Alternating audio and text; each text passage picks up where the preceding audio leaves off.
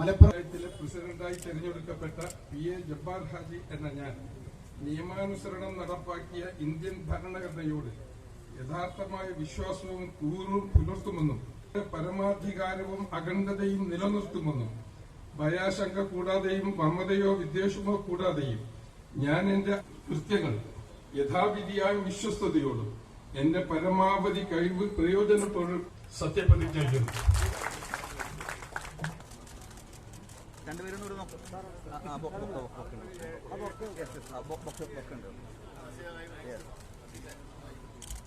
okay